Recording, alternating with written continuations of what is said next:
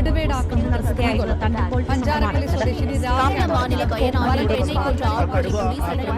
ജനുവരി 24 രാവിലെ ഒരു 11:30 വനത്തിനകത്ത് ഒരു സ്ത്രീയുടെ മൃതദേഹം കണ്ടതായിട്ടുള്ള ഒരു റിപ്പോർട്ട് ഫോൺ മുഖാന്തരം ലഭിക്കുകയുണ്ടായി. അതേ തുടർന്ന് ഞാൻ ഉടനെ തന്നെ അവിടെ ചെന്ന് പ്രസ്തുത സ്ഥലം പരിശോധിച്ചപ്പോൾ അവിടെ കണ്ടത് ഒരു സ്ത്രീയുടെ മൃതദേഹമാണ് കണ്ടത്. ഒരു വനാതിർത്തിയിൽ നിന്ന് ഏകദേശം 100 മീറ്റർ വനത്തിന് ഉള്ളിലേക്കായിട്ടാണ് കണ്ടത്. പിന്നെ തുടർന്ന് പരിശോധന നടത്തിയതിൽ വനത്തിനോട് ചേർന്നിട്ടുള്ള ഒരു കാപ്പിത്തോട്ടത്തിൽ നിന്നും ഇവരെ കടുവ പിടിച്ച് വലിച്ചിഴച്ച് കാട്ടിൽ കൊണ്ടുപോയതായിട്ടാണ് മനസ്സിലാക്കാൻ കഴിഞ്ഞത്. തണ്ടർബോൾട്ടാണ് ഇത് ആദ്യം ഐഡൻറ്റിഫൈ ചെയ്തത്. ഇങ്ങനെ ഒരു ബോഡി കിടക്കുന്നുണ്ട് എന്നുള്ള വിവരം സ്റ്റാഫിനെ അറിയിച്ചത് പരാമ്പുലേഷനിലുണ്ടായിരുന്ന തണ്ടർബോൾട്ടാണ്. തണ്ടർബോൾട്ടിൻ്റെ അടുത്ത് വിവരം കിട്ടിയ ഉടനെ തന്നെ സ്റ്റാഫ് അവിടെ എത്തുകയും പരിചയമുള്ള ഒരാൾ ആ ബോഡി നമ്മുടെ ഒരു താൽക്കാലിക ജീവനക്കാരായ അച്ചപ്പൻ എന്ന് പറയുന്ന ആളുടെ ഭാര്യയുടേതാണെന്ന് തിരിച്ചറിയുകയും ചെയ്തു. യഥാർത്ഥത്തിൽ സംഭവിച്ചിട്ടുള്ളത് രാവിലെ ഒരു 7:45 ഇവിടുന്ന് ഞാനും ഭാര്യയും കൂടി ബൈക്ക് പോയി പകുതി വഴി വരെ വണ്ടി പോകുള്ളൂ. അവിടെ നിന്ന് ഞാൻ ഇറക്കിട്ടിങ്ങോട്ട് പോന്നു തിരിച്ച് വീട്ടിലേക്ക്. അങ്ങനെ ഞാൻ ഇവിടെ വന്നിട്ട് ഞാൻ ജോലിക്ക് പോയി. കാട്ടിലേക്ക് വാഹനം വരുന്ന ഭാഗം വരെ അച്ചപ്പൻ്റെ വണ്ടിയിൽ കൊണ്ടുവരികയും അവിടെ നിന്ന് അങ്ങോട്ടുള്ള ഭാഗത്തേക്ക് എളുപ്പ മാർഗം സ്വീകരിച്ചുകൊണ്ട് കാട്ടിലൂടെ ഒരു കുറുക്ക് വഴിക്ക് വരികയാണ് ചെയ്തത്. ആ കുറുക്ക് വഴിക്ക് വരുന്ന സമയത്ത് മുക്കാൽ ഭാഗം വഴി വരെ ഒരു കുറഞ്ഞ മീറ്റർ 10-20 മീറ്റർ മാത്രമേ ഉള്ളൂ ഇനി രാധയ്ക്ക് അപ്പുറത്തേക്ക് കടന്നു പോകാൻ. അതുവരെ എത്തിയിട്ട് സാധാരണ ചെയ്യുന്ന പോലെ തന്നെ അച്ചപ്പൻ അവിടെ നിന്ന് തിരിഞ്ഞു പോവുകയാണ് ചെയ്തിട്ടുള്ളത്.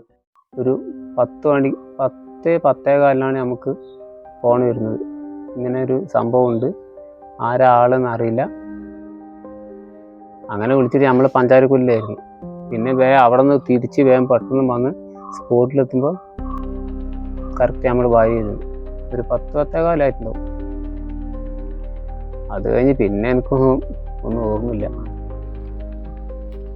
പക്ഷേ അതിനുശേഷം പിന്നെ ഹോസ്പിറ്റലിൽ കൊണ്ടുപോയി പോസ്റ്റ്മോർട്ടം കാര്യങ്ങളെല്ലാം നടത്തി പിറ്റേ ദിവസം മറവ് ചെയ്യുകയാണ് ഉണ്ടായത്. പക്ഷെ അതേസമയം തന്നെ ഈ കടുവ സ്ത്രീയെ ആക്രമിച്ചതിനാൽ അതിനെ പിടികൂടേണ്ടത് വളരെ അത്യാവശ്യമായിരുന്നതിനാലും ടെക്നിക്കൽ കമ്മിറ്റിയെ കോൺസ്റ്റിറ്റ്യൂട്ട് ചെയ്തു. അത് നാഷണൽ ടൈഗർ കൺസർവേഷൻ അതോറിറ്റിയുടെ NTCA പറഞ്ഞിട്ടിരിക്കുന്ന ഗൈഡ് ലൈനുകൾ പാലിച്ചു കൊണ്ടിട്ട് ഒരു കമ്മിറ്റി രൂപീകരിക്കുകയും ആ കമ്മിറ്റിയിലെ അഭിപ്രായ പ്രകാരം CCFന് കൊടുത്ത് CCF അത് ചീഫ് വൈൽഡ് ലൈഫ് വാർഡന് കൊടുക്കുകയും ചീഫ് വൈൽഡ് ലൈഫ് വാർഡൻ ഉത്തരവിറക്കുകയുണ്ടായി. ഉത്തരവിൽ പ്രധാനമായിട്ടും പറഞ്ഞിട്ടുള്ളത് ജനങ്ങളിൽ നിൽക്കുന്ന ഭീഷണി അത് ഒഴിവാക്കുന്നതിനുള്ള മാർഗം സ്വീകരിക്കണമെന്നാണ് പറഞ്ഞിരിക്കുന്നത്. ഇതിൻ്റെ അടിസ്ഥാനത്തിൽ അന്ന് തന്നെ മരിച്ച ആ 24 തന്നെ കടുവയുടെ സാന്നിധ്യമുള്ള സ്ഥലത്ത് നമ്മൾ കൂടുകൾ സ്ഥാപിക്കേണ്ടത്. അന്ന് 2 കൂടുകളാണ് അന്ന് സ്ഥാപിച്ചിരുന്നത്.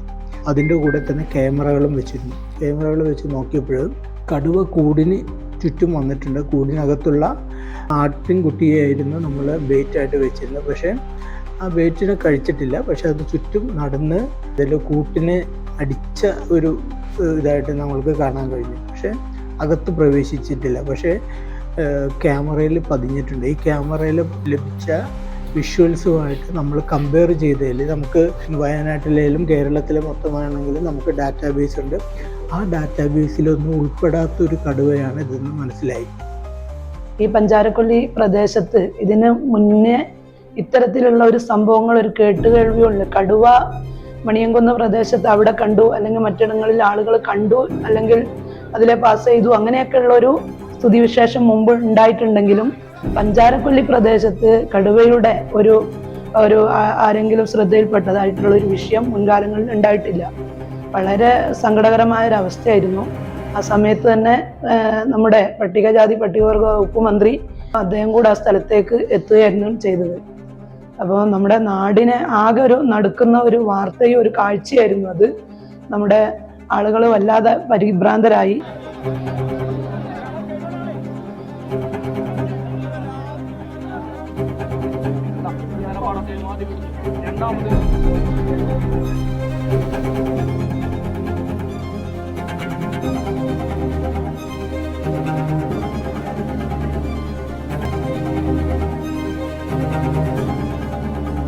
തുടർന്ന് രണ്ടാമത്തെ ദിവസം ടൈഗറിനെ നേരിട്ട് കണ്ടെത്തി ഡാർട്ട് ചെയ്യുക എന്നുള്ളൊരു നിർദ്ദേശം കിട്ടിയതിനാൽ ഞങ്ങൾ 13 പേരുള്ളൊരു സംഘം, ഞാൻ RRTയിലെ section forest officer Raju, Ajesh doctor, അങ്ങനെ ഒരു ടീം കാടിനുള്ളിലേക്ക് പോവുകയും കാടിനുള്ളിൽ പരിശോധന നടത്തി. ഞങ്ങൾക്ക് അരുൺ സക്രിയ സാറിൻ്റെ ഒരു ഡയറക്ഷൻ ഉണ്ടായിരുന്നു. ഇത് ഒരു മാനീറ്റർ സ്വഭാവം കാണിക്കുന്നതിനാൽ ജനവാസ മേഖലയോട് അടുത്തുള്ള ഏതെങ്കിലും ഒളിവ് കേന്ദ്രങ്ങളിലായിരിക്കും കഴിച്ചു കൂട്ടുന്നത്, കൂടുതലും പകൽ റിയാക്ട് ചെയ്യാനാണ് സാധ്യത എന്നും പറഞ്ഞത്.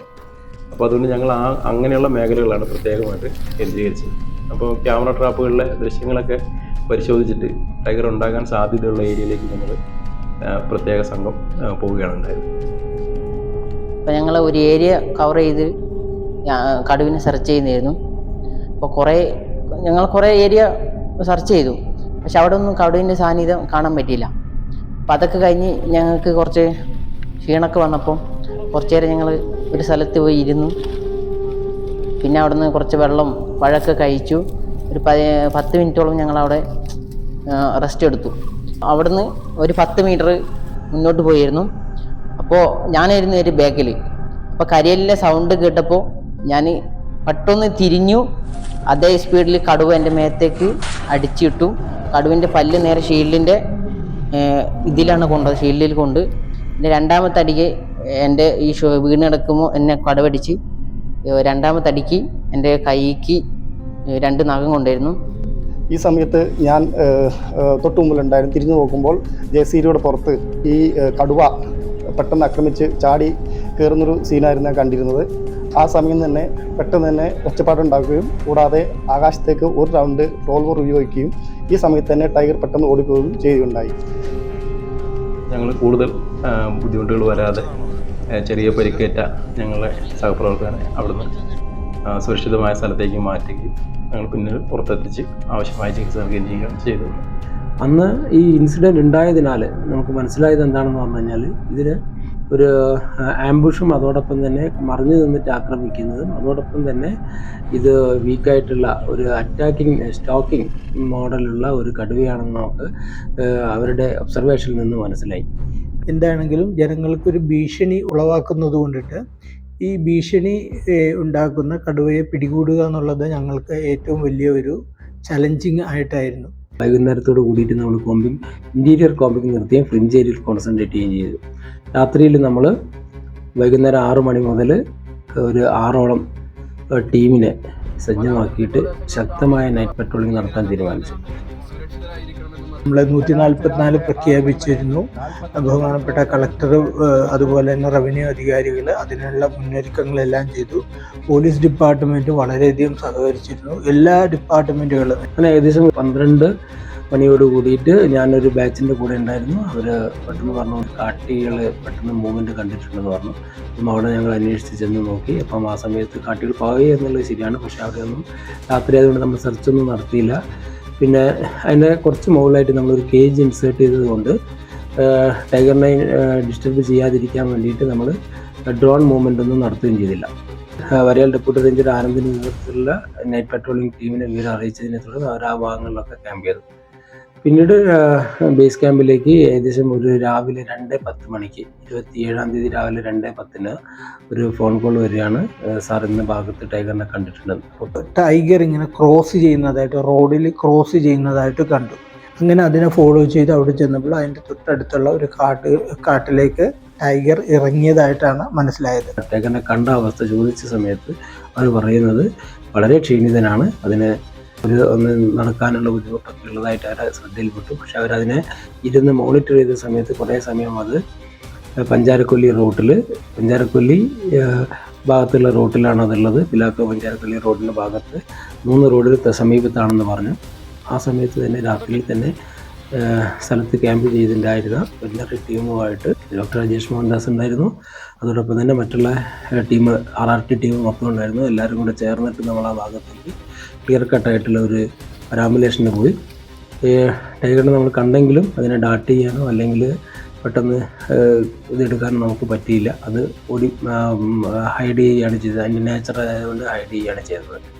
പിന്നീട് നമ്മൾ വെളിച്ചം വന്നതിന് ശേഷം തുടരാം എന്നുള്ള തീരുമാനത്തിലെത്തുകയും അതോടൊപ്പം തന്നെ RRT വയനാട്, RRT മാനന്തവാടി, മറ്റ് ഡിവിഷനിലെ സ്റ്റാഫുകൾ, നൈറ്റ് പെട്രോളിംഗ് ടീം, എല്ലാ ആൾക്കാരും ഈ ഭാഗം കോൺസെൻട്രേറ്റ് ചെയ്തുകൊണ്ട് റോഡുകളൊക്കെ ബ്ലോക്ക് ചെയ്ത്, കാരണം ജനവാസ മേഖലയിലേക്ക് കടുവ കിടക്കാതിരിക്കാൻ വേണ്ടിയിട്ടുള്ള എല്ലാ മുൻകരുതലുകളും എടുത്ത്, സ്വയരക്ഷയും മുൻകരുതലുകളെടുത്ത് പ്രവർത്തനം തുടങ്ങുകയാണ് ചെയ്തത്.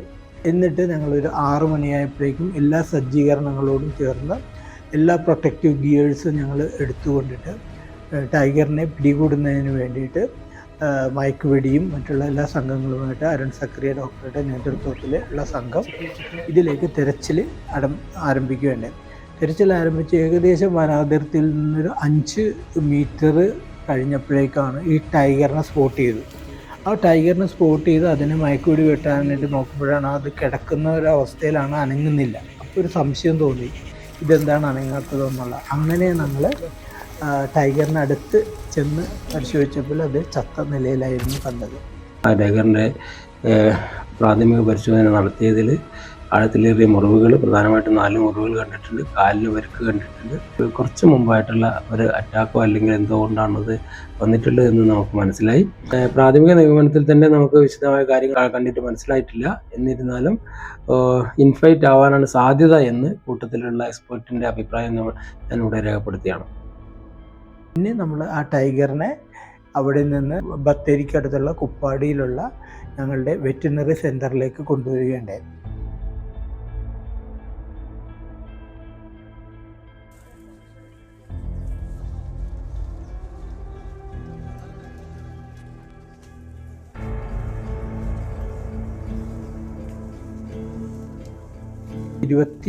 തീയതി രാവിലെ 11 മണിയോട് കൂടിയിട്ട് ഞങ്ങൾ അതിൻ്റെ പോസ്റ്റ്മോർട്ടം നടത്തുകയുണ്ടായി.